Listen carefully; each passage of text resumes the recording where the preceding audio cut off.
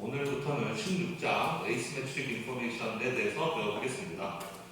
정보의 불균형이라는 거죠. 정보가 이제 두 명이 거래를 하는데 판매자와 구매자 사이에서 정보가 둘이 가지고 있는 정보가 다른 경우에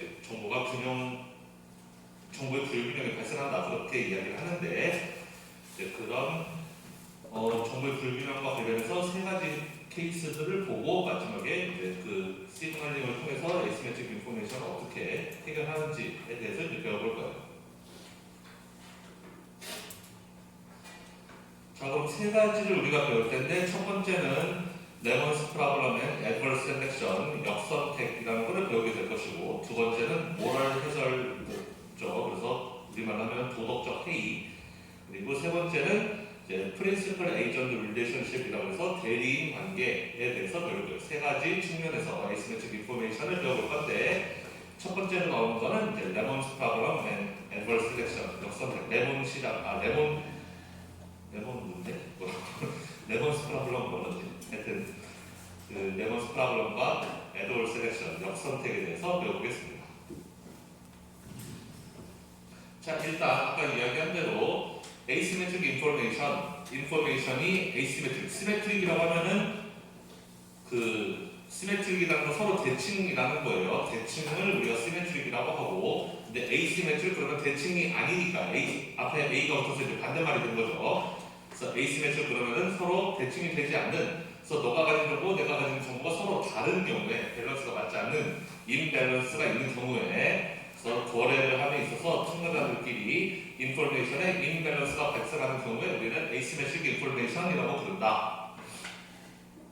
그래서 실제 현실에서는 우리가 지금까지 특히 15장에서 우리가 이제 일반 균형에 대해서 배우면서 파레토 이피션시 뭐 이런 걸 다 배웠었는데, 우리가 15장에서 가정했던 부분 중에 우리가 딱히 뭐 그걸 가정을 막 하진 않았지만 실은 그걸 가정했던 거예요.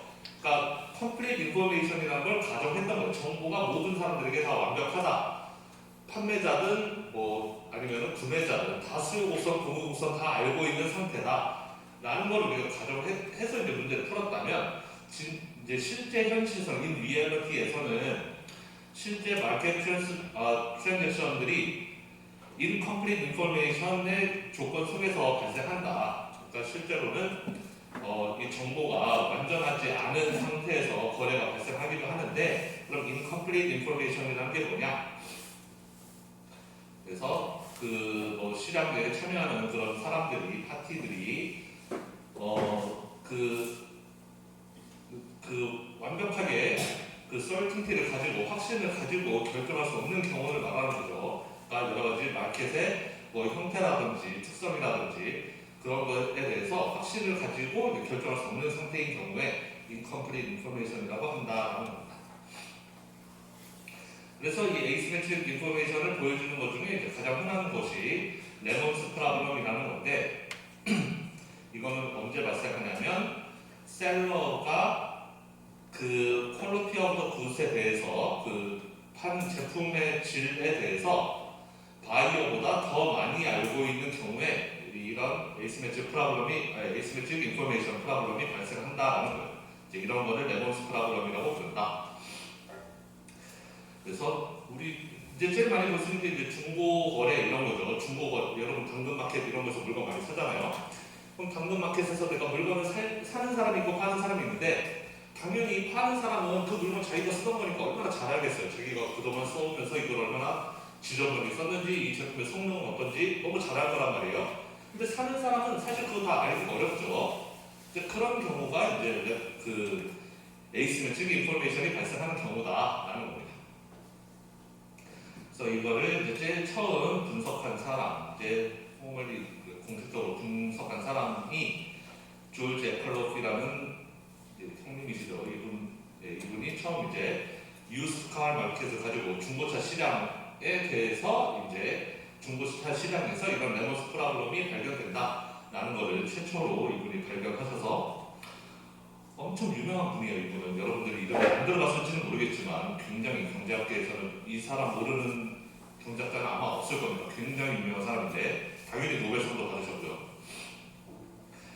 노벨상도 받고 아주 유명한 사람인데, 요즘은 이분의 부인이 좀 더 유명해진 감이 없지 않아요? 이분의 부인이 누구냐면 지금 현재 미국 재무장관이고 예전에는 페드 의장이었죠. 이름가 제닛 옐런인가? 제닛 옐런이 이 사람의 부인이에요. 제닛 옐런은 사실 페드 의장 하기 전에는 이분에 비하면 에크로프에 비하면 훨씬 더 인지도가 떨어지는 분이었는데 지금은 훨씬 유명하죠. 에크로프가 남편보다 훨씬 더 유명해졌어요. 하여튼 이분이 레몬마켓에 대해서 처음 분석한 사람이다. 아주 유명한 경제학자.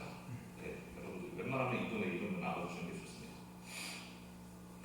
자, 그러면은 우리가 이분이 중고차 시장을 가지고 분석했다고 하니까 우리도 그럼 그 중고차 시장에 대해서 한번 생각을 해봅시다. 중고차 시장이 있는데 프라이빗 파티 셀러가 이제 중고차를 파는 그런 시장이 있어요. 그래서 판매자들이 여러 명 있고 이제 나는 중고차를 살려고 하는 구매자들도 있는데 중고차에는 투 타입이 있다. 유스카에는 투 타입이 있어서 굿 원도 있고 배드 원도 있다. 좋은 중고차도 있고 안 좋은 중고차도 있다. 판매자는 그걸 안다는 거죠. 이 차가 사고 경력이 있는지 없는지 뭐 그런 거를 자기가 쭉 타봤으니까 그걸 알 거 아니에요. 근데 걔 중에는 사고 경력이 없는 아주 깔끔한 그런 중고차도 있고 걔 중에는 사고 경력이 있는데 어떻게 겉모습만 깔끔하게 다 이렇게 튜닝 다 해가지고 사고 안 난 척, 사고 경력 없는 척 이렇게 속이려는 그런 배드 원도 있다. 굿 원을 우리가 플럼이라고 부르고 배드 원을 레몬이라고 불러요. 우리가 보통 만약에 과일을 생으로 먹는다 그러면 레몬은 조금 시고 맛없고 플럼은 자주 그런 건데 사실 맛있죠. 맛있는 거는 플럼이고 맛없는 거 레몬이라고 부르는 것 같아요.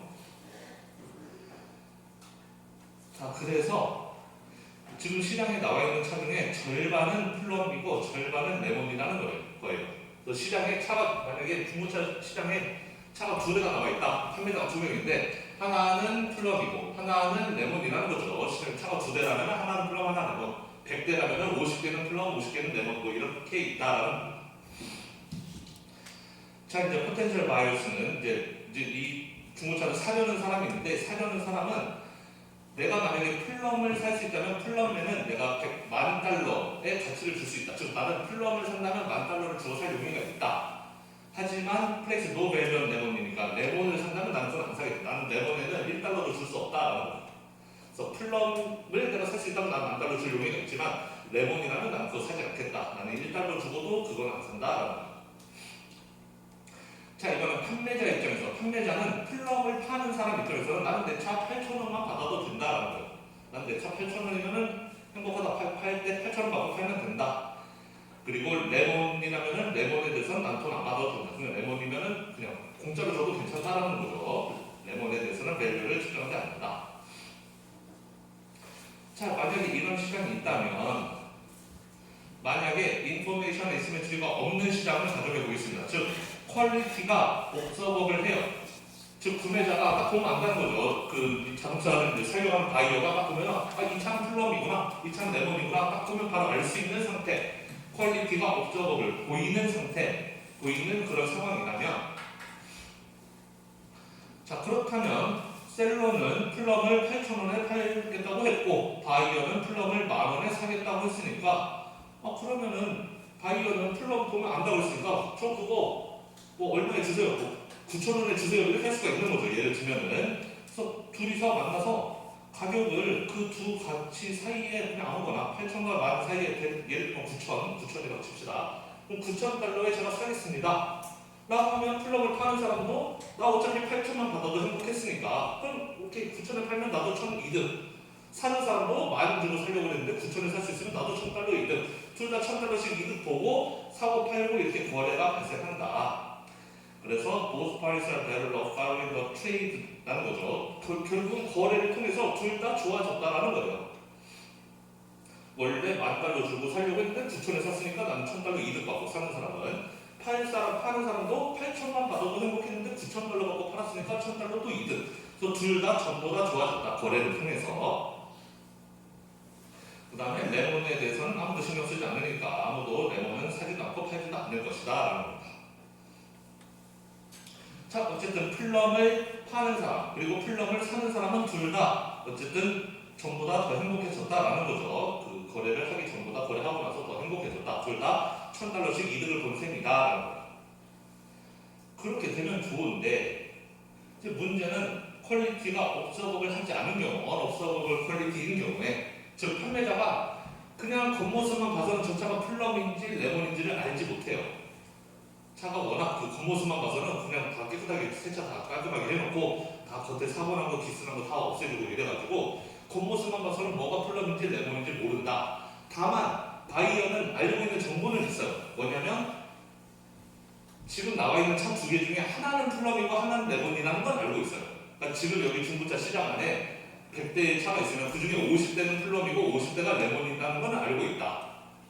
하지만 어떤 게 플럼이고 어떤 게 레몬인지는 내가 구별해낼 수 없는 상태인 거죠. 레몬과 플럼이 반반 섞여 있다는 건 알지만 어떤 게 플럼, 어떤 게 레몬인지를 찍어내지는 못하는 그런 상태인 경우, 퀄리티를 observe하지 못하는 경우에.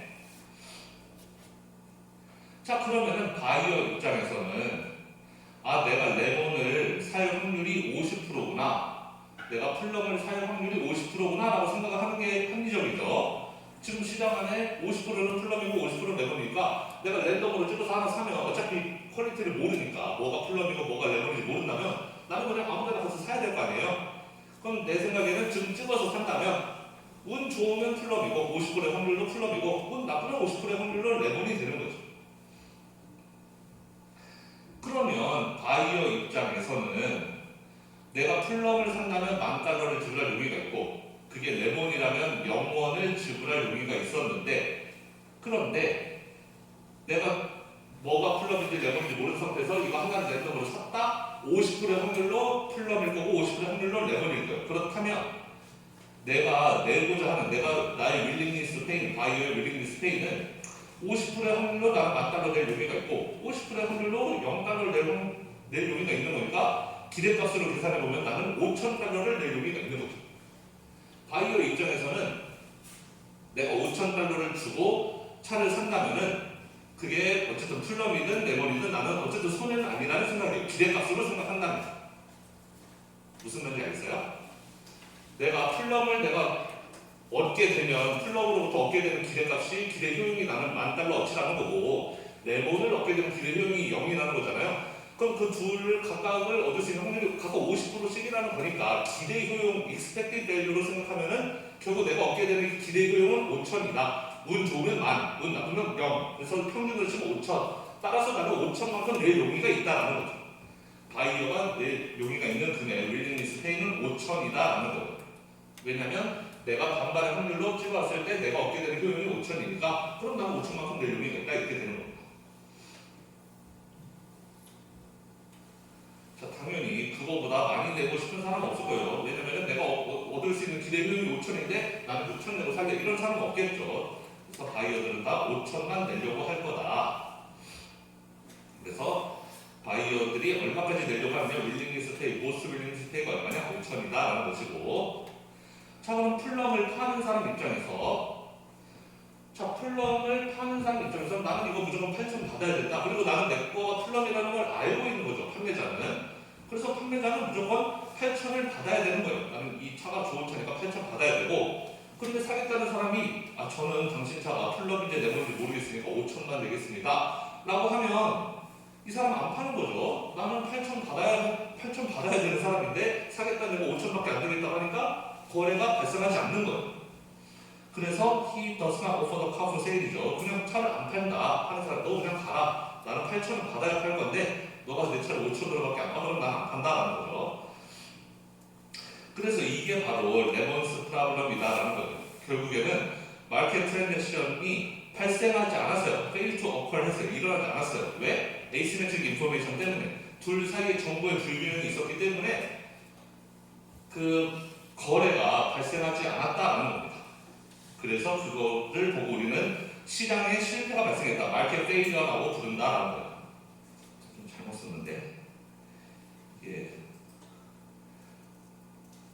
There is 라고 써있었는데 시장에 실패가 있었다라는 거죠. 자, 시장에 실패라는 게 뭐냐? 자, 원래대로라면 플럼을 파는 사람은 8,000을 받으려고 했고 플럼을 사고 싶은 사람은 $10,000를 낼 용의가 있었으니까 만약에 둘 사이에 $9,000로 거래를 했다면 둘 다 좋아질 수 있는 상태였죠. 판매자도 $1,000 이득, 구매자도 $1,000 이득 볼 수 있는 상태가 있어요. 그런 가능성이 있었는데 거래를 했으면 그렇게 되었을 텐데 거래를 안 했기 때문에 그 일이 발생하지 않았어요. 그럼 그 일이 발생하지 않았다는 이야기는 지금 현재가 파레토 이피션시가 달성되지 않았다는 뜻인 거잖아요. 우리 15장에서 배웠던 파레토 이피션시 기억나요? 파레토 이피션시는 뭔가의 재분배를 통해서 두 명 다 좋게 해줄 수 있으면 그 상태는 파레토가 아니라고 그랬어요. 무조건 어떻게 재분배를 해도 한 명은 나쁘게 만들어야지 그 상태가 한 명은 나쁘게 될 수밖에 없는 상태가 파레토 이피션시라고 그랬는데 지금 상태는 재분배를 통해서 즉 두 사람의 거래를 통해서 둘 다 판매자도 더 기쁘게 구매자도 더 기쁘게 그렇게 만들 수 있는 상태란 말이에요. 따라서 지금 상태는 파레토가 아니고 거래가 발생해야지 이제 좀 더 좋은 상태로 파레토에 가깝게 가는 거예요. 그런데 파레토에 가까워질 수 있는 그 거래가 실패했잖아요. 그러니까 우리는 이 경우에 시장 실패라고 부른다. 시장이 있었음에도 그 시장에서 거래가 발생하지 않아서 이런 경우에 마켓 페일리어라고 부른다라는 겁니다. 즉 파레토 이피션시에 가깝게 갈 수 있었던 기회를 놓친 거죠. 지금 에이시메트릭 인포메이션 때문에. 자 여기도 뭐 비슷한 예제가 하나 있네요. 자 그러면은 뭐 컨슈머 입장에서는 제뉴인 앤틱 베이스가 있는데 뭐 되게 아주 멋진 오래된 그런 물건 같은 게 있는데 $5,000를 책정해 놓고 있다. 나는 $5,000 주고 저게 진품이라면 내가 $5,000 주고 사겠다. 근데 만약에 짝퉁이라 레플리카라면 짝퉁이라면 나는 100원 주고 사겠다 라는 거죠. 그런데 역시 눈으로 봐서는 알 수 없다는 거예요. 즉 온라인으로 이거 생각을 하는데 온라인에 셀러들이 많이 올려놨어요. 물병을. 근데 눈으로 봐서는 이게 레플리카인지 아니면 오리지널인지 제뉴인인지 알 수가 없는 상태다. 그래서 buyers cannot tell the difference라는 거죠. 두 타입을 구분해낼 수 없는 상태인데 얘네가 아는 거는 지금 시장에 올라와 있는 것 중에 60%는 진품이고 40%는 짝퉁이다라는 그 정도만 알고 있다라는 거예요. 지금 시장에 존재하고 판매하려고 내놓은 그런 베이스 중에서 60%는 진짜, 40%는 가짜라는 거죠. 그러면은 바이어는, 포텐셜 바이어는 얼마를 주고 살 용의가 있겠는가, 윌링리스 페이가 얼마겠는가라는 질문이고, 그럼 아까 했던 것처럼 시장에 60%는 진품이니까 진품 얻으면 나는 3천만큼, 5천만큼을 얻는다는 거죠.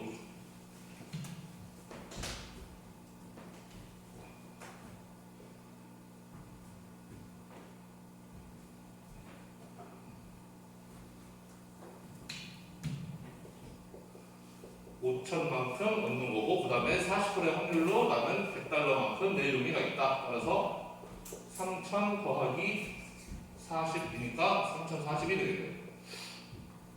그래서 바이어는 3,040까지 낼 용의가 있다.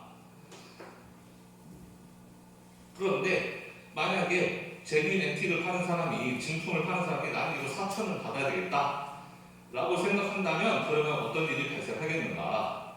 셀러는 베이스를 내놓고 $4,000 받을 수 있을 것이다. 즉 판매가 가능하고 $4,000에 팔 수 있을 거다. B는 판매 가능하고 $4,000보다 더 많이 받을 것이다. 아마 판매가 될 것이다. 하지만 $4,000보다 더 낮은 가격에 판매가 될 것이다. D는 아예 판매가 안 될 것이다 라는 것인데 답은 D가 되겠죠. 나는 4,000을 무조건 받아야 되겠다는 사람인데 구매자가 3,040에 사겠다 그러면 당연히 거래가 발생하지 않는다. 그래서 구매자는 진품이었다면 5,000까지 될 용의가 있었지만 저게 진품인지 아닌지 구분을 못하는 상황이기 때문에 결국 5,000을 확 지를 수가 없는 상황이고, 따라서 그 인포메이션 에이시메트리 때문에 거래가 발생하지 않아서 마켓 페일리어가 발생하게 된다라는 겁니다.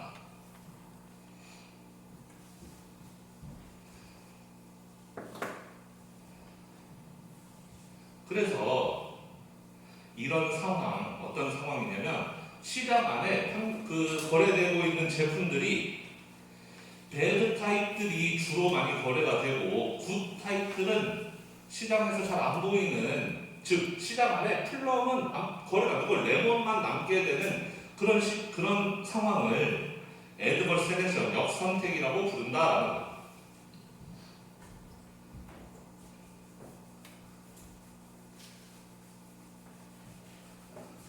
뭐 레몬 플럼으로 봐도 그렇지만 예를 들면 뭐 이런 것도 생각해 볼 수가 있겠죠. 뭐 어떤 물건을 파는데 물건의 퀄리티에 따라서 그 판매자들이 받고 싶어하는 가격이 달라요. 아까처럼 플럼이면 8,000달러 받고 싶고 레몬이면 10,000달러 0원 받고 싶은 것처럼 예를 들어서 어떤 제품을 파는데 판매자가 내 건 제일 좋은 거라서 나는 100은 받아야 되겠어. 어떤 사람은 내 거는 두 번째로 좋은 거라서 나는 90은 받아야 되겠어. 어떤 사람은 나는 내 거 세 번째로 좋으니까 나는 80, 나는 70, 나는 60 이렇게 예를 들어서 5명의 판매자가 있는데 자기들이 판매하고 있는 제품의 퀄리티를 알아요. 제일 좋은 애 갖고 있는 애는 100을 받아야 100에는 팔고 싶은 거고 제일 좋으니까 제일 안 좋은 거 들고 있는 애는 60에 팔아도 되는 거죠. 이렇게 각자 자기가 받고 싶은 가격이 이게 달라요. 퀄리티가 다르기 때문에. 그런데 사는 사람은 모른단 말이죠. 어떤 게 퀄리티가 높은 거고 어떤 게 낮은 건지 몰라요. 그렇기 때문에 만약에 다 동일한 확률로 있다는 건 안다. 얘네들이 다 이제 하나씩 이렇게 있다는 걸 알면은 지금 구매하는 사람, 바이어가 내고 싶은 가격은 80달러겠죠. 왜냐하면 이거의 평균치는 80이잖아요. 이 사람은 뭐가 좋은 거고 뭐가 나쁜 건지 모르기 때문에 이거의 평균 가격 정도만 내고 싶은 거예요. 그래야지 내가 운 좋으면 더 받고 운 나쁘면 좀 손해보고 이렇게 그 플러스 마이너스 0이 되는 거니까. 그래서 평균치만 내고 싶어 한다. 나는 80을 내고 살 거다 라고 하면 그럼 이 5명의 판매자 중에 나는 너한테 안 팔어가 되는 거죠. 얘네들은 당연히 팔기 싫겠죠. 자, 그러면 얘네들 다 빠져나왔어요. 이제 바이어도 알아요. 얘네들 물건 안 파는구나. 그럼 지금 이제 남은 애들은 얘네 셋이네. 그러면 얘네 셋? 근데 난 여전히 구분을 못해. 그러면은 나는 이제 70, 이거의 평균은 70이니까 이제 70 주고 사겠다라고 하는 거죠. 바이어는 70 주고 산다고 하면은 또 역시 얘는 그럼 나는 너한테 못 팔아가 되는 것이고. 그럼 바이어는 또 알아요. 이게 얘네 절반 남는구나. 그럼 나 이거 왜 비싸지? 나 그럼 65에 사지. 평균. 그럼 65에 산다고 얘도 또 그래? 그럼 나는 너한테 못 팔아가 되는 거고. 그러면은 이거밖에 안 남는데 그럼 나는 60에 사겠어. 이렇게 되니까 결국 시장에는 레몬만 남게 된다는 거예요. 이런 게 바로 역선택이라는 거죠. 애드벌스 셀렉션이라는 게 이런 거예요. 시장 안에 that type of the product만 시장 안에 남아있을 가능성이 높은 그런 상태를 역선택이라고 부른다라는 거죠. 그래서 거래에 있어서 배드 타입들이 거래에 활용되는 경우가 더 많고 굿 타입들은 잘 거래가 되지 않는 그런 상황. 얘네들은 안 판다는 거죠. 바이오들이 내 거를 못 알아봐 주니까 못 팔겠다라는 거예요. 그래서 시장에 레몬만 남게 되는 상황을 레몬스 마켓, 레몬스 프라블럼 또는 애드벌스 셀렉션이라고 부른다. 그래서 문제는 퀄리티가 다르다는 게 문제가 아니라는 거예요. 마켓 페일리어를 이끌어내는 게 퀄리티가 다르기 때문에, 즉 시장 안에 레몬과 플럼이 동시에 존재하기 때문에 마켓 페일리어가 일어나는 게 아니고, 문제는 정보의 부족 때문에 마켓 페일리어가 발생한다는 거죠. 레몬 플럼이 섞여 있어도 괜찮은데 문제는 사람들이 구매자가 뭐가 레몬이고 뭐가 플럼인지를 알 수 없는 그 렉 오브 인포메이션 때문에, 정보의 부족 때문에 마켓 페일리어가 발생한다라는 겁니다.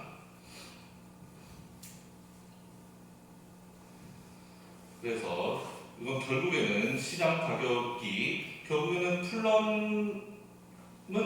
그 플럼이 팔릴 인센티브가 없게 만든다는 거예요. 오로지 레몬만 시장에서 거래가 되고 플럼은 시장에서 거래가 되지 못하는 그런 결과를 이끌어낸다. 지금 여기에서처럼 레몬만 살아남는다는 거죠. 남은 위에 것들 전부 다 시장에서 거래가 되기가 어렵다. 그래서 이 인포메이션 에시메트리의 중요한 점은, 특히 이 애드벌스 셀렉션에서 중요한 점은, 이게 그러면 누구를 망하게 하느냐? 인포메이션이 부족한 사람을 망하게 하느냐?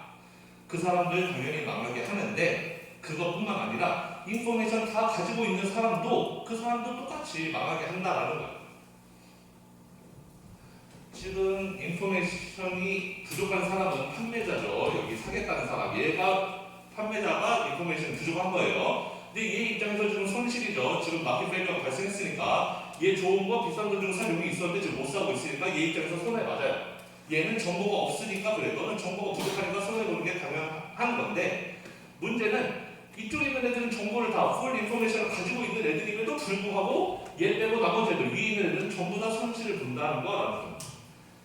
그러니까 정보가 부족한 파티만 당하는 게 아니고, 인포메이션을 가지고 있는 애들도 판매자 입장에서도 똑같이 그렇게 얘네도 손실을 보게 마련이다. 그래서 보호소 사이드가 둘 다 지는 거다. 둘 다 결국은 한쪽에서 인포메이션의 부족은 한쪽에서 생겼지만 결국 그 결과는 둘 다한테 악영향을 끼친다. 양쪽 사이드에 다 악영향을 끼친다라는 겁니다. 그래서 오너가 즉 판매자가 컴플리트 인포메이션을 갖고 있다 하더라도 그게 중요한 게 아니다. 바이어가 인포메이션이 없으면은 결국 둘 다 바이어, 오너 둘 다, 바이어, 셀러 둘 다 결국은 그 좋아지지 못한다. 둘 다 손해를 본다라는 거죠.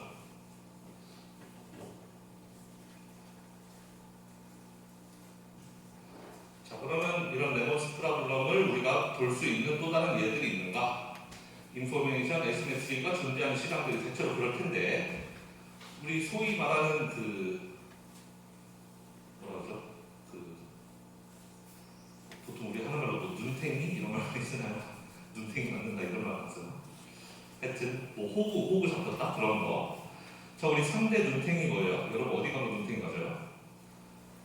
첫 번째 중고차 사러 갔을 때 보통 눈탱이 많이 맞죠. 그 나는 중고차 벤츠 되게 좋은 건줄 알고 샀는데 알고 보니까 이 침수차고 막 이런 경우에 또 3대 눈탱이 중에 그 실내 인테리어 같은 거 부르는 게 값이니까 부르는 게 값인데 저 가격만큼 해주는 게 맞나 의심스럽고 그 다음에 여러분들 자동차 운전하는지 모르겠는데 차 있는 사람들 다 느낄 거예요. 내 차 어디 사고 났다 그러면은 어느 정비소에 가야 되는지 엄청 고민되죠. 우리 보통 차 정비소 가려고 그러면은 또 내 눈탱이 맞는 거 아닌가, 바가지 쓰는 거 아닌가 걱정 엄청 하잖아요.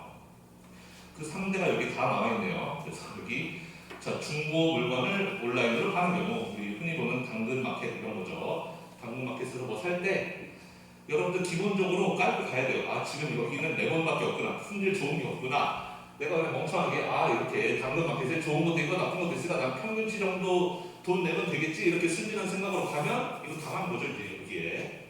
그래서 항상 당근마켓에서 내가 뭐를 살 때는 이 제품이 평균 퀄리티겠거니 이렇게 생각하지 말고 레몬이겠거니 이렇게 생각하고 사는 게 현명하다라는 거고요. 홈 임프루먼트가 뭐 그런 거죠. 실내 인테리어 같은 거, 집 안에 실내 인테리어 같은 거. 그래서 이 사람이 이 실내 인테리어를 맡겼는데 내가 합당한 가격을 지불하고 그 합당한 만큼 해주면 실내 인테리어를 잘 해주면 상관이 없지만 돈은 내가 지불했는데 이 사람이 어떤 자재를 쓰는지, 비싼 자재를 쓰는지, 값싼 자재를 쓰는지, 노력을 얼마나 꼼꼼하게 들이는지 알기가 어렵잖아요.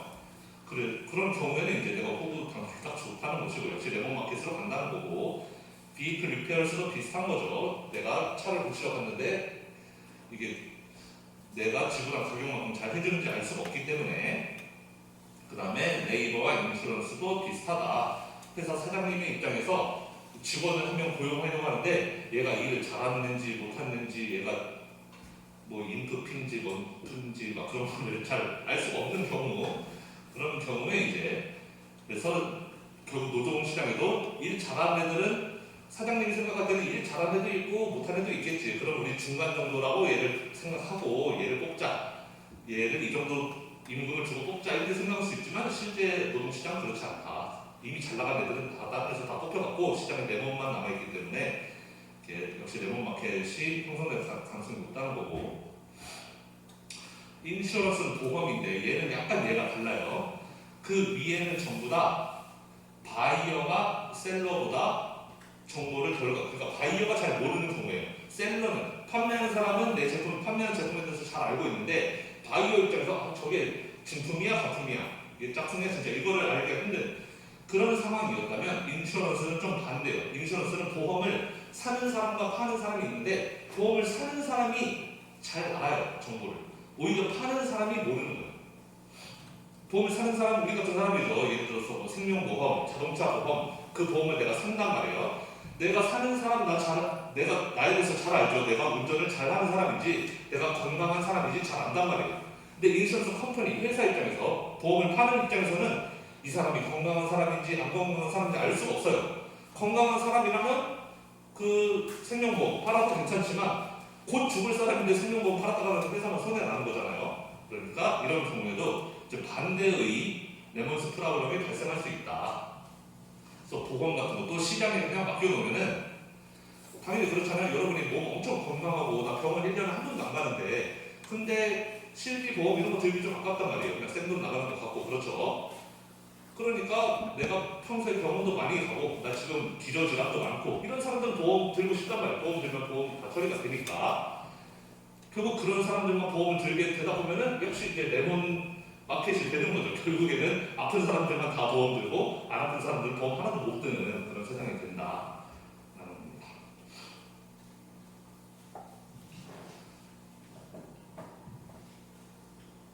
자, 그러면 이런 레몬 스프라블럼 때문에 지금 시장에 쉴 때 마켓 페일리어가 발생하고 즉 사람들로 하여금 더 좋은 상태로 갈 수 있는 모두가 행복해질 수 있는 파레토 이피션시에 가까워질 수 있는 기회가 있는데 즉 레몬 스프라블럼 때문에 그 길로 못 가고 있는 거죠. 그러면은 이걸 없앨 수 있느냐, 레몬 스프라블럼을 어떻게 줄일 수 있는 그런 메커니즘이 없느냐. 그래서 우리 사람들이 바보들이 아니기 때문에 이런 레몬 스프라블럼을 줄일 수 있는 그런 여러 가지 장치들을 많이 고안해서 실제 현실에서는 많이 사용하고 있다라는 거예요. 그래서 레몬 스프라블럼은 에코노믹 밸류를 디스트로이 시키죠. 지금 우리가 더 많은 경제적 밸류를 사람들끼리 더 많이 누릴 수가 있는데 그거를 베네피셜한 익스체인지가 발생할 수 있는데 그거를 프리벤 마금으로 해서 이코노믹 밸류를 디스트로이 시킨다. 그래서 어떻게든 이 레몬 스프라블럼을 없애는 게 중요하다라는 것이고, 그래서 대략 뭐 한 세 가지 정도의 방식으로 레몬 스프라블럼을 어떻게 해결할 수 있는 그런 현실적인 장치들이 존재한다라는 거예요. 첫 번째는 인포메이션 에이시메트리 자체를 좀 없애주는 거예요. 즉 정보의 불균형이 있는데 즉 판매자에 비해서 구매자가 지금 알고 있는 게 별로 없는데 구매자한테 그 인포메이션을 다 알려줄 수 있으면은 인포메이션 에이시메트리가 사라질 거 아니에요. 그래서 바이어로 하여금 퀄리티를 옵설할 수 있게끔 그렇게 해주는 거래가 발생하기 전에 이거는 진짜 진품이야 라고 이제 그 확신을 줄 수 있게끔 그렇게 그런 방식으로 인포메이션 에이시메트리를 줄이는 방식이 하나 있다. 예를 들면은 뭐 중고차를 사러 갈 때 이 중고차가 멀쩡한 차인지 안 좋은 차인지 잘 알 수가 없단 말이에요. 그런 경우에는 뭐 누구 미케닉스 하나 데려가서 차에 대해서 잘 아는 사람, 제3자를 데려가는 거죠. 여기 이 관계에 끼어있지 않은 제3자 아주 차 정비를 아주 잘하는 사람, 전문가를 데려가서 이 차가 멀쩡한 차 맞아요? 라고 이제 검증을 받는 뭐 그런 방법도 있을 수가 있고, 아니면 뭐 중고차에 대해서 저는 이 오토체크라는 회사는 잘 모르겠지만 아마 우리나라의 뭐 SK엔카 이런 거랑 비슷한 회사이지 않을까 싶어요. 중고차 그 중개하는 회사에서 그 중고차에 대한 아주 상세한 정보를 그러니까 고객들에게 알려주는 방식으로 그렇게 한다면은 이제 고객들이 좀 더 안심하고 그 정보를 받아들여서 인포메이션 에이시메트리가 많이 좁혀질 수 있는 그런 방법이 있다라는 겁니다. 실제로 많이 되고 있고요. 그래서 뭐 우리가 뭐 중고차 살 때도 보통 대기업 이런 쪽으로 많이 가죠. 옛날에는 대기업들이 중고차 시장에 끼어들지 않았었는데 요즘은 무슨 SK도 하고 무슨 대기업도 하고 많이 한단 말이에요. 걔네들은 주로 이런 쪽을 노리는 거죠. 우리는 최대한 정직하게 장사한다. 플럼은 플럼이라고 하고 레몬은 레몬이라고 하고 이거 우리가 다 보증할 테니까 너네는 와서 믿고 사라. 그러면 구매자 입장에서도 그냥 잘 모르는 어디 조그만 중고차 딜러 같은 가서 살 때는 이 사람 잘 안 알려준단 말이에요. 그러면 여기는 왠지 다 레몬밖에 없을 것 같은 좀 불신이 생기지만 좀 이런 대기업 이런 데서 하게 되면은 여기는 그래도 플럼과 레몬을 좀 구분해서 좀 바이오로 하여금 알기 쉽게 정보를 제공해주지 않을까라는 믿음이 있다면 그러면 이제 이렇게 인포메이션 에이시메트리가 줄어들 수 있다라는 겁니다. 그런 방법이 있고 또 하나는 레몬을 플럼으로 속여서 파는 사람을 퍼니시하는 벌하는 방법도 있다는 거죠. 그래서 대표적인 게 이제 온라인 피드백 같은 거, 그래서 레퓨테이션을 이제 망쳐버리는 거죠. 별점 테러 뭐 이런 거죠. 그래서 서비스가 엉망이었는데 우리 집은 되게 막 비싼 가격에 예를 파는 집이 있다. 근데 여러분들 가서 별점 테러 한 거죠. 이 집 이렇게 비싼 돈 주고 먹을 집 아니에요. 뭐 이렇게 쓰는 거. 그래서 이 집은 플럼이 아니라 레몬이니까 레몬 가격 주고 드세요. 이렇게 별점 테러 이런 것도 있을 수가 있고, 그거는 이제 바이어들이 피드백을 남기는 거고, 아니면 셀러 입장에서도 사실 레몬 스프라블럼을 없앨 수 있어야 좋은 거예요. 왜냐면은 둘 다에게 손해라고 했죠. 이런 애드버스 셀렉션은 바이어에게만 손해가 아니라 셀러에게도 손해이기 때문에 셀러도 이걸 없앨 수 있으면 더 좋아요.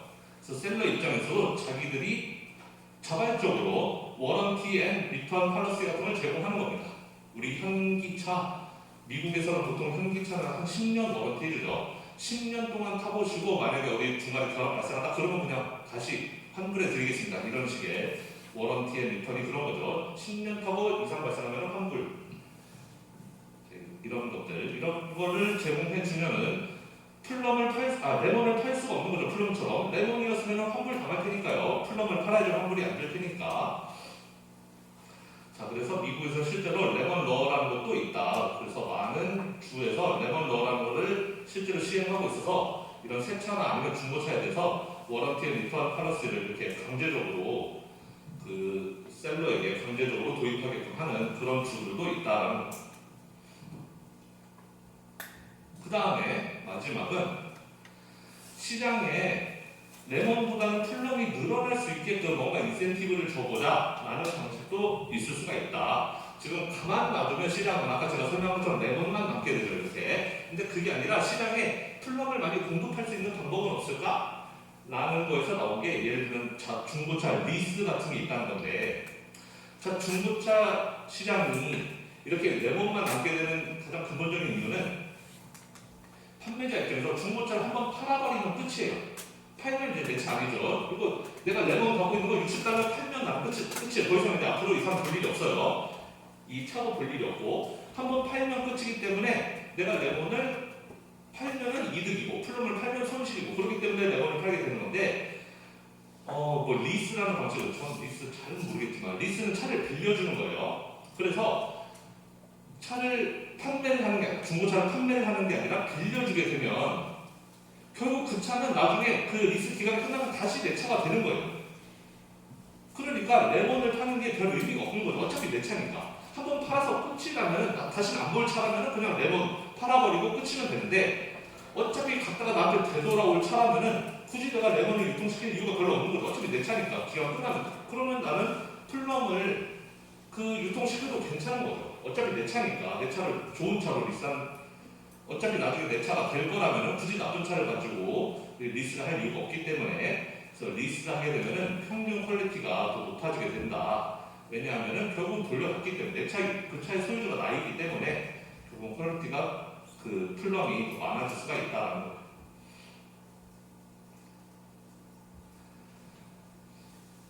자, 그러면 아까 잠깐 이야기하다 말았던 이번에는 보험에 대해서 한번 이야기를 해봅시다. 아까 우리가 애드벌 셀렉션이 발생할 수 있는 뭐 여러 가지 시장들, 우리가 실제 현실에서 볼 수 있는 시장들, 중고차라든지 실내 인테리어, 차 정비, 뭐 그런 시장들이 있었는데 그 중에 인슈런스도 있었죠. 인슈런스는 살짝 성격이 다른 것이 이번에는 바이어가 인포메이션을 더 많이 가지고 있는 경우예요. 보험을 사는 사람이 나 자신에 대해서 되게 잘 아는 것이고 오히려 보험을 파는 회사 입장에서는 이 사람이 되게 궁금한 거죠. 잘 모르겠지만 예를 들어서 자동차 보험을 판다 그러면은 얘가 사고를 잘 내는 애인지 아니면 엄청 안전운전 하는 애인지 알 수 있으면 좋은데 그게 얼굴 생긴 것만 봐서 알기가 어렵단 말이에요. 자, 그래서 우리 지금까지는 셀러가 인포메이션을 더 많이 가지고 있는 경우를 봤는데 이번에는 반대다. 바이어가 인포메이션 어드밴티지를 가지고 있는 경우가 바로 인슈런스다. 뭐 건강보험, 자동차보험, 뭐 생명보험 많이 있는데 자, 어쨌든 이 보험이라는 것은 셀러가 바이어에게 컴펜세이션을 이제 지불하는 거죠. 뭔가 우리가 보장했던 그런 사고가 발생하면 자동차 사고가 발생하면 이제 그 사고 피해에 대한 보상을 보험회사가 해주는 그런 방식이 되겠습니다. 자, 그러면은 셀러는 도대체 어떤 정보가 부족한 거냐? 고객에 대한 리스크에 대한 걸 잘 모른다는 거죠. 셀러는 그 고객의 퀄리티를 알기가 어렵다라는 거예요. 이 퀄리티라는 게 뭐냐면은 이 바이어가 실제 보험금을 타러 올 가능성이 얼마나 높은지 그거에 대해서 알기가 어렵다. 쉽게 말하면은 이 사람이 사고를 잘 낼 사람인지 사고를 잘 안 내는 사람인지 그걸 알기가 어렵다라는 거예요. 그 리스크를 판단하기가 어렵다는 거죠. 그래서 인슈런스 바이어들도 그 보험을 사는 사람들도 시장에 그냥 맡겨놓게 되면은 결국 adversely selected 된다라는 거예요. adversely 역선택이 된다라는 것은 결국에는 사고를 잘 낼 것 같은 애들만 보험 시장에서 선택을 받게 된다는 거죠. 그러니까 역선택이라는 게 그런 의미예요. 그러니까 그 반대를 선택하고 싶은데 이쪽을 선택할 수밖에 없게 만드는 거예요. 사람들은 좋은 걸 사고 싶은데 결국에 안 좋은 거를 살 수밖에 없게끔 이렇게 반대쪽으로 선택이 가는 거잖아요. 보험회사도 똑같다는 거죠. 보험회사 입장에서는 사고를 안 낼 것 같은 사람들, 안전운전하는 사람들한테만 보험을 팔고 싶어요. 근데 문제는 안전운전하는 사람들은 보험을 별로 안 들고 싶은 거죠. 왜냐면 보험회사가 내가 어차피 사고도 안 낼 건데 운전 엄청 안전운전하기 때문에 사고도 잘 안 낼 건데 보험료 내는 게 아깝단 말이에요. 보험료 내는 게 아깝지 않은 사람은 사고를 잘 내는 사람들이에요.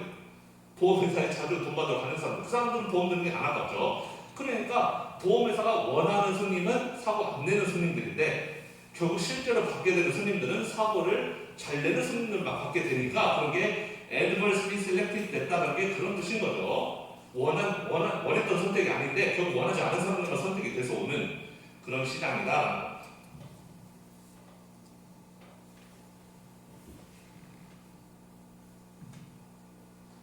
자, 그러면 그런 보험 시장에서는 adverse selection을 어떻게 줄일 수가 있겠는가? 보험회사도 바보가 아니죠. 삼성생명, 삼성화재 거기 취직하기도 되게 힘든데 그런 회사 안에 있는 사람들이 바보들이 아니란 말이에요. 그래서 adverse selection을 최대한 없애기 위한 노력을 많이 한다라는 겁니다. 그래서 첫 번째, 제일 많이 사용되는 방식인데 그룹 팔러시라는 게 있어요. 뭐냐면은 단체로 계약을 맺는 거예요. 예를 들어 여러분들 어디 MT 같은 데 가면은 단체로 여행자 보험 같은 거 들죠. 우리가 어디 놀러 갈 때 술 많이 먹는 애들, 막 말썽 칠 것 같은 걔네들만 보험 들게 하고 술 한 잔도 안 먹고 얌전한 애들은 너네 보험 필요 없으니까 들지 마 이런 식으로 안 하잖아요. 다 같이 보험 들고 가죠. 그런 게 그룹 팔러스예요. 그러니까 리스크가 높은 사람하고 사고 잘 낼 것 같은 사람하고 사고 안 낼 것 같은 사람하고 이렇게 섞여 있는 단체가 있으면은 그 단체한테 보험 우리가 단체로 팔겠다. 이런 식으로 하는 거예요. 그러니까 미국 같은 경우가 이거 많이 하는데 회사한테 보험을 파는 거예요. 회사한테 통째로. 그러니까 미국 같은 경우는 특히 오바마 케어가 있기 전까지는 그 사람들이 대부분 사람들이 의료보험을 갖지 못하는 못하는 상황이 많았어요.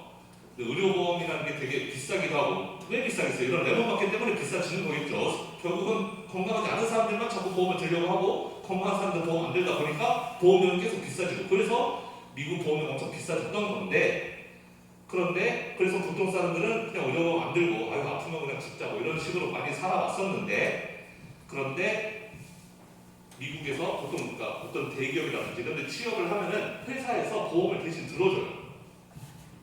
그럼 회사에서는 비싼 돈을 내고 보험을 드느냐? 그렇지 않아요. 보험회사에서도 회사한테 그룹 팔러스를 제시하면서 실제 보험보다 훨씬 싼 가격에 보험을 제공해 준다는 거죠. 왜냐하면은 이 회사에 들어오는 사람들은 건강하지 않은 사람도 있겠지만 건강한 사람도 있을 수 있는 거잖아요. 회사가 일부러 건강하지 않은 사람만 골라서 뽑은 다음에 우리 보험 들게요 이렇게 하지 않을 거란 말이에요. 회사에서는 골고루 사람 뽑은 다음에 우리 회사 통째로 보험 들어주세요 하면 보험회사 입장에서도 얘는 회사가 악의적으로 그냥 노인들만 골라 기저질환 있는 사람들만 뽑아서 그러니까 얘네가 보험 들러 왔겠지 이렇게까지는 생각하지 않는다는 거죠. 그래서 리스크를 이렇게 나눠 갖게 하는 방식이 그룹 팔러스이다라는 겁니다. 이렇게 하면은 보험회사도 보험을 좀 더 싸게 내놔도 괜찮은 거죠. 보험회사가 보험이 비쌌던 이유는 그런 하이 리스크가 있는 사람들, 즉 건강이 안 좋은 사람들만 자꾸 보험 들러 오니까 이 사람들한테 그거 보상해 주려면 결국 보험료가 같이 올라갈 수밖에 없는 그래서 시장의 보험료가 전체적으로 높았던 건데 보험료를 낮추기 위해서는 건강한 사람들도 보험 들러 오면은 우리 회사 입장에서도 당연히 보험료를 싸게 낮춰줄 수 있는 거예요. 근데 이렇게 그룹으로 오게 된다. 근데 이 그룹이 이제 아픈 사람들의 그룹 이러면 안 되는 거고 이제 그냥 보편적인 그룹이 이렇게 한꺼번에 오게 되면은 보험료를 좀 정상적으로 더 낮은 가격으로 제시할 수가 있게 되는 거죠. 우리나라 의료보험 같은 것도 그러니까 강제로 하는 이유가 다 있는 거예요. 우리 건강보험 모든 전 국민 다 들어야 되잖아요. 그거 강제로 안 들게 하면은 누가 보험 들려고 하겠어요? 결국 아픈 사람들만 보험 들려고 하겠죠. 저처럼 고혈압, 고지혈증 있는 사람들만 보험 들려고 하지 여러분처럼 이렇게 기저질환이 하나 없는 사람들은 의료보험 들어갔자 어차피 나이가는 병원 한 번도 안 가는데 이거 쓸 일도 없는데 내가 왜 들어? 이렇게 될 거란 말이에요. 그럼 이렇게 저같이 병 있는 사람들만 보험 들어가면은 보험회사도 보험 가격 올릴 수밖에 없고 결국은 그렇게 되면 더 병이 있는 사람들만 보험을 들려고 할 것이고 나중에 레몬마켓처럼 진짜로 죽기 싫은 사람들만 보험 들러가고 이렇게 남게 된다. 그러니까 건강한 사람들도 억지로 보험을 들게 하는 이유가 여러 가지 있는 거예요. 여러분들 입장에서는 억울하죠. 병원에 한 번 안 가는데 생돈 나갈 것 같고 하지만 실은 보험료를 많이 낮추는데도 영향이 있다라는 거죠.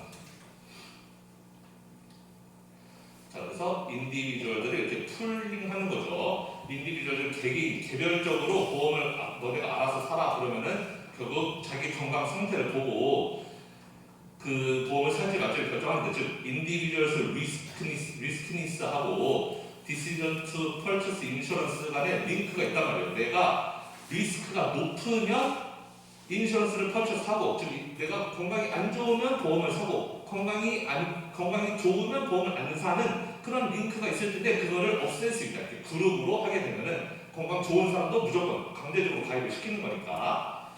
그래서 이렇게 하면은 결국은 애드버스 셀렉션 자체를 없앨 수가 있다. 즉 애드버스 셀렉션이 존재하는 상황에서는 건강이 안 좋은 사람들만 보험을 줄 텐데 지금 이렇게 그룹 팔러스를 하게 되면은 건강이 좋은 사람들도 보험을 줄 수 있게 해준다. 그 다음에 뭐 보험회사가 당연히 하는 일이지만 스크리닝 하는 거죠. 이 환자가 어디 뭐 질병은 없는지, 뭐 건강 점수는 몇 점인지, 식습관은 어떤지, 술을 많이 먹는지 이런 거 보고, 운전자면은 또 드라이빙 레코드는 어떤지, 그동안 사고 경력이 있는지 없는지 뭐 이런 거 다 본다는 거죠.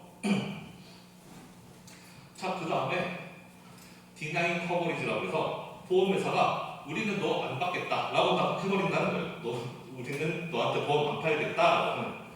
그래서 보험회사 입장에서 만약에 어떤 사람이 뭐 certain 리스크 팩터가 있다거나 이 사람이 예를 들어서 운전자 보험을 들러왔는데 보니까 뭐 양쪽 눈이 다 실명이거든요.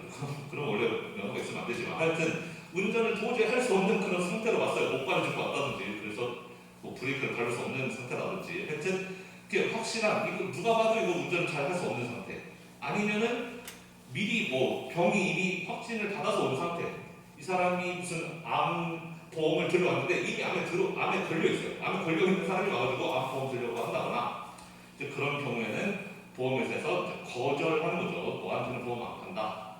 보험이라는 게 미래에 어떤 일이 일어날지 알 수 없기 때문에 드는 게 보험인데, 어떤 일이 일어날지 뻔히 알면서 이렇게 보험을 들어오는 것은 반칙이다. 그래서 이걸 거절하는 거, 그거를 디나잉 커버리지라고 합니다. 뭐 우리나라는 이제 뭐 자동차 보험이 됐든 뭐 의료보험이 됐든 전 국민 다 들게 하니까 이런 거에 대해서 생각을 많이 안 하지만, 미국 같은 경우는 예를 들어 의료보험 같은 경우는 굉장히 큰 문제죠. 이거. 그러니까 우리나라는 뭐 사기업들의 보험, 그러니까 사기업이 하는 보험, 삼성생명이라든지 이제 그런 사기업이 하는 보험들은 이런 디나잉 커버리지가 가능할 수도 있겠지만, 우리나라 적어도 그 국민건강보험은 디나잉 커버리지 하지 못해요. 내가 아무리 아픈 사람이어도 의료보험 무조건 줄 수가 있는 거죠. 미국은 사실 이거에 대해서 이슈가 되게 많았었는데, 여기 써있는 ACA 들어봤어요? Affordable Care Act라고. ACA라고 하면 보통 잘 모르는데, 우리 오바마 케어라고 하면 보통 잘 알 거예요. 이게 오바마 케어를 의미하는 거죠. 오바마 케어의 핵심은 그거예요. 디나잉 커버리지를 못하게 하는 핵심이에요. 보험회사가 어떤 손님이 와도 우리는 당신한테 보험 못 팔아요, 이거를 못하게 막는 게 오바마 케어의 핵심이에요. 그러면 그것만 막으면 오바마 케어가 그럼 너무 소비자한테만 좋게 해주는 거잖아요. 정말 암 걸린 사람이 암 보험 들러갈 수 있고 하는 건데, 그거를 보험회사가 거절하지 못하게끔 딱 막는 거, 그게 오바마 케어의 핵심인데, 오바마 케어의 또 다른 핵심은 전 국민이 보험을 다 들게 강제시키는 것도 있어요. 그래서 그룹 팔러시도 동시에 꽤 하는 거죠. 오바마 팔러시는. 그러니까 건강이 안 좋은 사람만 그 보험을 사는 게 아니라 건강이 좋은 사람, 전 국민이, 그러니까 보험을 다 사게끔, 의무적으로 보험을 다 가입하게끔 한 다음에 전 국민이 다 가입한다고 했으니까 보험회사 너네도 그러면 오는 손님 막지 마, 무조건 다 받아라 라고 했던 게 오바마 케어의 핵심이었는데, 뭐 트럼프 정권 들어서면서 잘 안 되고 막 그랬죠. 자, 하여튼 역선택이라는 것은 이렇게 그 판매자와 구매자 중에서 한쪽이 자기가 판매자이건 구매자이건 상관없이 한쪽은 정보를 많이 알고 한쪽은 정보를 모르는 경우에 이렇게 레몬만 남게 되는 상태가 되는 거. 즉 시장에 좋은 상품들이 많은데 좋은 상품 사고 싶은 사는 사람들은 좋은 상품을 사고 싶은데 결국에 시장에는 안 좋은 상품들만 남게 되는, 보험회사 입장에서도 건강한 사람들을 손님으로 받고 싶은데 결국 보험사로 오는 사람들은 다 아파서 골골대는 사람들만 오게 되는 그런 상황을 역선택이라고 부른다라는 겁니다.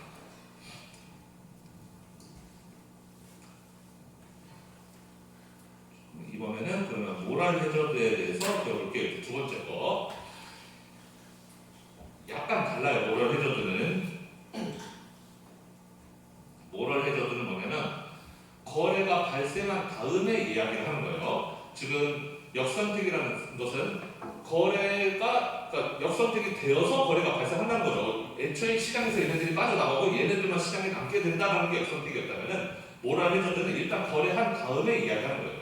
한쪽 파티가 다른 쪽 파티의 행동을 옵설브할 수 없는 경우예요. 그러니까 예를 들면 보험을 팔았어요. 보험회사가 보험을 팔았으면 보험을 구매한 사람이 어떤 행동을 하는지를 보험회사가 일일이 체크할 수 없는 경우, 이제 그럴 때 모랄 해저드가 발생한다는 겁니다. 그래서 퀄리티를 옵설브하기 어려운 경우에 그런 경우에는 이 트랜잭션의 한 파티는 결국은 그런 뭐 사기를 저지를 그런 인센티브가 충분히 있다라는 거죠. 예를 들면은 고객들의 돈을 모아서 고객들의 돈을 모아서 펀드를 운영하는 펀드 매니저가 있어요. 이 사람은 일단 자기 돈 아니니까 근데 돈을 낼 수는 있고, 그러면은 뭔가 내가 이 돈 어떻게 좀 잘 걸리지만 않는다면 내가 어떻게 이 돈 삥땅 칠 수 있지 않을까 이런 생각할 수도 있는 거죠.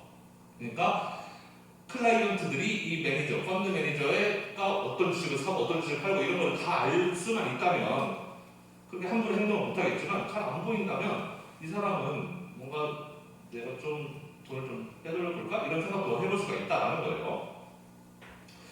자, 그래서 역시 모랄 해저드도 우리는 보험 시장을 가지고 또 이야기해볼 수가 있는데, 보험 시장이 참 재밌는 시장인 것이, 재밌으니까 우리 보험 과목도 있죠. 보험 경제학 과목도. 보험 시장이 재밌는 게 이 인포메이션에 관해서는 들어가는 게 되게 많아요. 그래서 아까 애드버스 셀렉션도 보험회사에 적용되지만 역시 모랄 해저드도 보험회사에 적용된다. 애드버스 셀렉션은 뭐였냐면, 다시 한번 복습하자면 결국에는 누구한테 보험을 팔까 그리고 얼마에 팔까 그걸 결정하는 문제였어요. 그래서 누구한테 보험을 팔까, 회사 입장에서는 보험을 건강한 사람들한테만 팔고 싶은데 결국 회사에 찾아오는 손님들은 안 건강한 사람들만 오더라. 이게 애드버스 셀렉션이었다면, 모랄 해저드는 좀 다른데, 일단 보험을 산 사람, 그 사람의 행동이 보험을 산 경우에 보험을 샀다는 것 자체가 어떤 영향을 미칠까, 그 사람의 행동에 어떤 영향을 미칠까 라는 게 모랄 해저드라는 거예요. 제가 좀 헷갈렸는데, 그러니까 being insured 되는 것의 효과를 보는 거죠. 뭐에 대한 효과? 비헤이비어에 대한 효과를 보겠다는 거예요. 내가 보험을 샀으니까 insured 된 거잖아요. 내가 사고를 일으켜도 난 보험회사로부터 지금 그 보상을 받을 수 있죠. 내가 보험을 샀다는 것 자체가 나의 행동에, 운전자의 행동에 어떤 영향을 미칠 것인가를 보는 게 모랄 해저드라는 겁니다. 즉 쉽게 말하면 내가 자동차 보험을 샀어요. 이 보험 덕분에 나는 사고가 나도 나한테 금전적인 손실이 거의 없어요. 사고 나도 어차피 보험회사가 다 처리해 줄 거니까. 그러면 그렇게 된 상태에서는 운전 방식이 좀 달라질 수 있다는 거죠. 내가 보험이 없다면 엄청 안전운전 할 거예요. 사고 나면 내 생돈 물어내야 되니까. 근데 보험회사가 어차피 다 처리해 줄 거라는 걸 안다면 약간 좀 해이해진 마음으로 운전을 할 수도 있는 거죠. Knowing you are insured, 내가 인슈어 됐다는 걸 알면, 내가 보험을 가지고 있다는 것을 알고 있으면 more willing to take risk 하게끔 만들 수도 있다는 거예요. 내가 가지고 운전 좀 어디 옆에 차좀 긁으면 어때? 어차피 보험회사가 다 대신 내줄 건데 라는 생각이 들 수 있다는 거예요. 리스크를 좀 더 테이크한다는 거죠. 내가 안전운전을 좀 안 하게 되는 효과가 있을 거라는 거예요. 그래서 이 리스크라는 것은 나의 평소 운전 습관에서도 생겨난 리스크가 있지만 썰드 파티에 의해서도 생길 수가 있는 거거든요. 그냥 원래 나의 천성은 안전운전 하는 사람이었는데 보험 사고 나니까 좀 안전운전 굳이 할 필요 있나? 사고 어차피 경미한 사고는 보험회사가 다 처리해주는 어차피 나 돈도 안 드는데 이렇게 생각이 든다면 이게 바로 뭐라 해줬다? 도덕적 해이다라는 겁니다. 그러니까 충분히 안전운전을 할 수 있었, 최선을 다해서 운전을 할 수 있었음에도 불구하고 그렇게 하지 않는 행위가 도덕적 해이라는 거죠. 그래서 보험회사는 신경 써야 될 게 많죠. 오랄 헬스도 신경 써야 되고 애드벌 셀렉션도 신경 써야 되고 둘 다 신경 써야 돼요. 자, 이번에는 컴프레hensive 오토 인슈런스를 한번 생각해 보겠습니다. 그래서 뭐냐면은 만약에 차가 도둑 맞으면 vehicle stolen 도둑 맞으면 그러면 아예 그냥 차를 통째로 이제 보상해주는 그런 보험이 있다고 쳐봅시다. 쉽게 말해서 차 도난 당하면은 뭐 그만큼 그거에 해당하는 돈을 준다든지 아니면 똑같은 차를 준다든지 뭐 이런 식으로 완전히 100%다 커버해주는 그런 보험이 있다고 쳐보자. 그러면 드라이버의 비헤이비어는 어떻게 바뀔 것인가? 내가 이제 보험을 샀어요. 보험을 샀기 때문에 이제 커버된다는 걸 알아요. 이 인슈런스 팔러시에 의해서 나 지금 차 도난 당해도 상관없어. 어차피 100%다 돌려 보상 받을 거니까 상관없다는 걸 알아요. 그럼 그거 아는 상태에서는 나의 비헤이비어, 나의 행동이 어떻게 바뀔 것인가?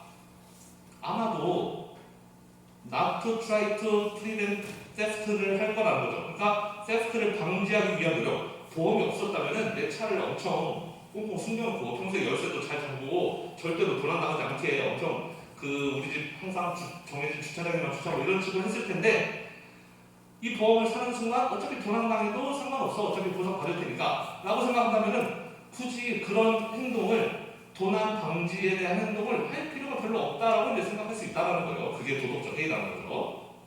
예를 들면은 원래 같으면은 항상 우리 집 차고에만 남들이 들어올 수 없는 우리 집 차고에만 주차를 해야 되는데 그렇지 않고 길거리에 주차하면 어때? 누가 훔쳐가도 어차피 보상 받을 텐데 이렇게 되는 거죠. 안전하지 않은 곳에 뭐 주차를 한다든지 여기가 주차해놓으면은 여기 우범지대라서 차 많이 도난 당한다던데 뭐 어때? 어차피 도난 당해도 다 보상 받을 텐데 예를 들면 문도 안 잠그는 거죠. 문 열려있으면 어때? 어차피 도난 당하면은 다 보상 받는데 이제 이렇게 생각하게 되면은 이제 뭐를 해주는가 발생하면 이런 행동들에 영향을 미친다. 평소 같으면은 당연히 열쇠를 항상 꽂고 잠그고 주차도 정해진 곳에만 하고 이렇게 할 텐데 이 보험이 100% 커버해준다는 걸 아는 이상 이런 행동도 할 수 있게 된다. 자, 그래서 이거를 좀 그림으로 그려서 살펴보면 그래프가 좀 그다지 복잡할 건 없는데 가로축은 쉽게 말하면 나의 노력이에요. 얼마나 내가 차를 도난당하지 않기 위해서 하는 노력. 예를 들면 가로축은 내가 차를 도난당하지 않기 위해서 우리 집에 차고도 설치하고 그 다음에 문도 항상 꽂고 걸어 잠그고 그리고 무범지대에 무슨 차를 주차하지도 않고 그런 노력들이죠. 그런 노력이 가로축. 차를 도난당하지 않기 위한 노력이 가로축이라면은 세로축은 이제 그로 인한 보상, 그러니까 베네핏 또는 코스트. 근데 마지막한 부분을 보는 거예요. 마지막 베네핏과 마지막 코스트를 보는 겁니다. 그럼 일단 마지막 코스트는 점점점 증가하게 될 거예요. 이게 뭔 소리냐면, 자, 내가 이런 노력들을 하려면 당연히 비용이 들겠죠. 내가 맨날 차 항상 꼭꼭 걸어 잠그고, 그 다음에 우리 집에 차고도 설치하고, 뭐 세컨도 달고, 뭐도 달고 이런 거 하려면은 당연히 그만큼 비용이 들 거예요. 뭐 그게 신체적 노력이 들든 간에 아니면 돈으로 비용이 들든 간에 어쨌든 그런 비용이 들 텐데 당연히 초반에 들이는 노력들은 값이 싼 것들부터 할 거예요. 그리고 효과가 좋은 것들부터 하겠죠. 일단 문을 꽂고 걸어 잠근다든지. 그래서 초반에는 코스가 많이 안 들겠지만 나중에 이제 할 거 다 했어요. 그때부터도 더 내가 더 확실하게 하겠다 하면은 이제 비용이 비싸지는 거죠. 나중에 세콤도 달고 막 경비원도 우리 집에 막 몇 명 세워놓고 이렇게 하다 보면은 돈이 점점 더 많이 들게 돼서 마지막 코스가 점점 올라간다라는 겁니다. 처음에는 그러니까 즉 여기 가로축이 0인 지점에서 내가 아무 노력도 안 하는 거죠. 오른쪽으로 가면 갈수록 내가 노력을 엄청 많이 들이는 거예요. 그럼 당연히 노력이 0인 상태에서 시작할 때는 초반에는 제일 싼 거부터 하겠죠. 쉬운 거부터. 그러니까 코스가 얼마 안 들어요. 마지막 코스가 작다는 거예요. 작은데 점점 할 거 이제 쉬운 거 다 끝나고 그 다음 거 하고 그 다음 거 하다 보면은 나중에는 이제 할 거 다 했기 때문에 맨 나중에 하는 것들은 되게 값비싼 것들만 남아있게 된다는 거예요. 그래서 코스가 점점 올라간다. 마지막 코스가 올라간다라는 거예요. 마지막 코스는 이거 행동 하나하나 할 때마다 추가로 들어가는 코스를 의미해요. 초반에는 그 코스가 쌌지만 나중에는 싼 거 다 끝냈기 때문에 비싼 거로 넘어갈 수밖에 없고 그래서 코스가 비싸진다. 반면에 베네핏 쪽으로 생각하면 마지막 베네핏 쪽으로 생각한다면 베네핏은 내가 처음에 아무것도 안 했다가 처음에 몇 개 해요. 몇 개 하면은 그로 인해서 얻게 되는 베네핏이 굉장히 클 거예요. 예를 들면 제일 처음 할 수 있는 거 제일 쉬운 게 예를 들면 뭐 문 잠그는 거. 내가 평소에 문 열어놓고 다니다가 문 잠궈놨어. 그러면은 훨씬 내 차가 도난당하지 않을 가능성이 높아지는 거잖아요. 그래서 초반에는 마지막 베네핏이 굉장히 커요. 그런데 나중에 노력을 많이 들이다 보면은 그 마지막 베네핏은 점점 감소할 수밖에 없다. 우리 집이 이미 철통 방어가 되어 있는데 거기서 더 철통같이 방어를 더 많이 해요. 일단 우리 집은 거의 완벽하게 방어가 되어 있는데 여기서 혹시나 또 모르니까 경비 몇 명 더 세우고 이렇게 하다 보면은 노력을 더 많이 하는 건데 사실상 마지막 베네핏, 그 경비 추가로 들어온 것 때문에 발생하는 베네핏은 그렇게 아주 크지 않다는 거죠. 그러니까 아무것도 없을 때 시작했던 거에서는 큰 베네핏이 발생하지만 뭔가 하나 추가하고 하면 할수록 그런 노력들을 하나씩 더 들이면 더 들일수록 그로 인해서 추가로 발생하는 베네핏들은 점점 줄어들게 된다. 우리는 제일 필요한 것부터 먼저 하고 나중에는 어떻게 보면 좀 덜 필요한, 좀 불필요할 수도 있는 그런 행동들을 할 것이기 때문에 베네핏이 점점 줄어들 것이다 라는 걸 알 수가 있고, 그러면 우리는 어디서 의사결정하느냐? 마지막 코스트하고 마지막 베네핏이 같아지는 지점에서 의사결정을 할 거라는 거죠. 우리는 이 A 스타만큼의 노력을 들일 거다라는 거예요. 왜냐하면 이 A 스타 이전까지는 내가 추가로 무슨 행동을 했을 때 들어가는 비용보다 얻게 되는 이익이 더 크니까 당연히 오른쪽으로 점점 가게 될 것이고, 이 A 스타를 넘어가게 되면 내가 행동 하나를 추가할 때마다 들어가는 비용이 얻게 되는 이익보다 더 크니까 안 하게 될 거다. 결국 이 A 스타 지점에서 내가 이 지점에서는 여기서 뭔가 하나 더 할 때 얻게 되는 이익과 발생하는 비용이 똑같으면 그 지점까지만 행동을 하게 된다. A 스타에서 멈추게 된다라는 거예요. 그런데 만약에 보험회사가 풀 인슈런스를 제공해요. 풀 커버리지를. 그래서 어떤 사고가 발생해도 우리는 전부 다 보상해 주겠다 라고 한다면 이 사람의 입장에서는 노력을 하든 안 하든 관계없이 마지막 베네핏이 0인 거예요. 내가 아무것도 안 한 상태에서도 아무것도 안 한 상태랑 아니면 멀쩡한 상태, 그러니까 그 도난 방지를 위해서 아무 노력도 안 할 때랑 노력을 좀 할 때 베네핏이 똑같아요. 왜냐면 어차피 도난을 당해도, 도난 당할 확률이 높아진다 해도 도난 당해봤자 어차피 나는 다 풀 커버리지를 받는 거니까 내가 도난 당한 차량에 대해서 100% 내가 인슈런스를 받을 수 있는 풀 인슈런스라면, 여기 FI라고 써있는 게 그걸 거예요. 아마 FI가 풀 인슈런스일 겁니다. 내가 100% 보상을 받는 그런 보험이라면 내가 노력하는 게 별로 의미가 없다. 나한테 추가적인 이익을 주지 않는다라는 거예요. 나의 이익은 고정돼 있어요. 어차피 사고가 나든 안 나든 나의 이익은 항상 정해져 있기 때문에 추가적으로 이익이 더 생기는 게 없다는 거죠. 따라서 마지막 베네핏이 0이에요. 쭉. 그러면 마지막 베네핏은 0인데 마지막 코스는 노력을 들이면 들수록 올라가니까 노력을 들일 이유가 전혀 없는 거죠. 아예 0에서 마지막 베네핏과 마지막 코스가 만나게 된다. 즉 풀 커버리지가 보장되어 있다면 나는 아무 노력도 안 해도 된다가 되어버리는 겁니다. 그래서 보험회사는 풀 커버리지를 주는 게 아니고 파셜 커버리지를 줍니다. 사고가 나면은 네 책임도 조금 있을 수도 있는 거니까 우리 회사가 반은 내줄게, 나머지 반은 네가 내, 이런 식으로. 그게 파셜 인슈런스예요. 여기 PI라고 써있는 거는 이제 P가 파셜인 거죠. F는 풀인 거고. 그러면 파셜 인슈런스를 받게 되면 이제 마지막 베네핏이 아까보다는 줄겠죠. 아까는 내가 도난이 발생하면 내가 온전히 책임을 가져야 되는 것이기 때문에 그 도난 방지 행동으로 인해서 얻게 되는 그 베네핏이 컸지만 이번에는 도난 당하면은 반만 내가 물면 돼요. 따라서 얻게 되는 이익도 반 정도밖에 안 되는 거예요. 도난 방지 노력에 대한 이익도 반밖에, 도난을 당해봤자 어차피 반은 물어줍니다. 반만 내가 내면 되는 거니까. 그래서 마지막 베네핏이 아까보다는 낮아지게 된다. 그러면 마지막 베네핏과 마지막 코스가 만난 지점이 여기 앞에 쪽이 돼서 어쨌든 파셜 커버리지를 해준다 해도 노력은 줄어들게 된다. 내가 도난 방지를 위해서 드는 그 도난 방지를 위해서 하는 노력의 양은 줄어들게 된다라는 겁니다. 그러니까 이런 게 다 도덕적 해이, 모럴 해저드를 말하는 거죠. 그러니까 사람들이 도덕적으로 나빠서 못돼서 도덕적 해이를 한다는 게 아니고 그냥 경제학적으로 봤을 때 인센티브가 이렇게 생길 수밖에 없다라는 거예요.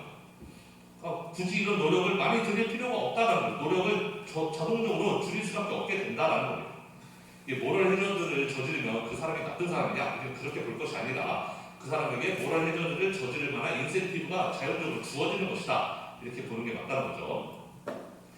왠지 이름이 모럴 해저드, 도덕적 해이여서 도덕적 해이를 하면 그게 나쁜 사람 그렇게 생각하기가 쉬운데 나쁜 사람이라고 생각하기보다는 그 사람이 그쪽으로 갈 수밖에 없는 인센티브가 주어지는 상황이라고 보는 게 좀 옳겠죠.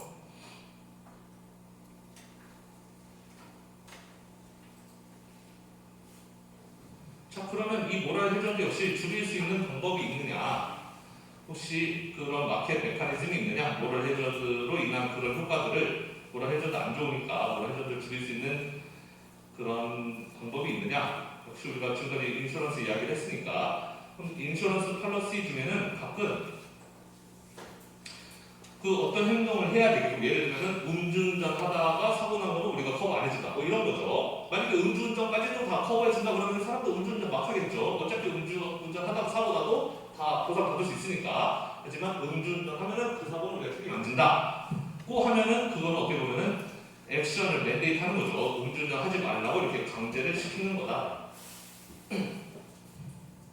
그래서 예를 들면은 뭐 커머셜 프로퍼티 인슈런스는 뭐 재산 보험 같은 건데 우리나라처럼 뭐 화재 보험 뭐 이런 거겠죠. 그래서 예를 들어서 화재 보험 같은 거 그러면은 화재 보험을 들 때 일단 집에 화재 경보기랑 그 스모크 디텍터 화재 경보기랑 그 다음에 소화기 같은 거 잘 있는지 이런 거를 확인한 다음에 보험 가입시켜 준다는 거죠. 그러니까 노력을 아예 안 한다? 그러면 우리 보험 안 들어주겠다는 거예요. 최선의 노력을 하고 있는지를 보고 보험을 들어준다는 것이고. 아니면은 굿 비헤이비어를 할 수 있게끔 팔러시를 만들면 된다. 모럴 해저드가 되지 않게끔 팔러시를 만들면 된다. 예를 들면 자동차 보험 같은 경우에 자동차 보험에서 모럴 해저드는 이거죠. 나 사고 나도 어차피 보험에서 물어줄 거니까 나 좀 대충 운전해야지. 이게 모럴 해저드였다면은 그걸 막는 거예요. 대충 운전하지 못하게끔. 어떻게? 보험료를 내려주는 거예요.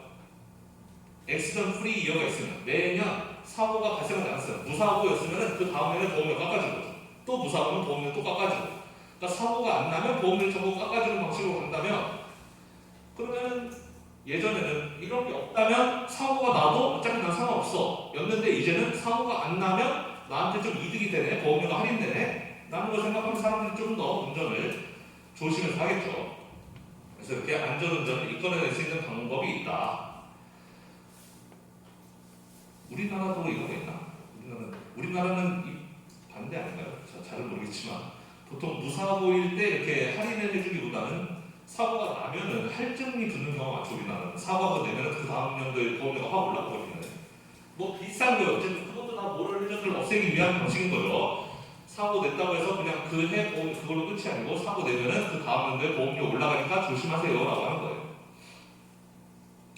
그리고 생명보험도 마찬가지로 생명보험료를 이제 좀 깎아주는 거죠. 노력을 한다면 예를 들어서 담배를 끊는다든지 술을 끊는다든지 그런 거 하면은 우리가 보험료를 좀 깎아주겠습니다. 이런 식으로. 그래서 생명보험 들어서 막 죽기를 기다리는 사람들이 있어요. 하여튼 이제 그렇게는 이제 놔두지 않는다는 거죠. 생명보험 들었다고 해서 나는 어차피 보험료 받을 수 있으니까 언제 좀 상관없어. 이렇게 행동하지 않게끔 해야 되는데 그래서 만약에 뭐 건강에 도움이 되는 그런 행동들을 하면은 보험료를 깎아준다든지 이런 방식으로 굿 비헤이비어를 인커리지 할 수 있다라는 거.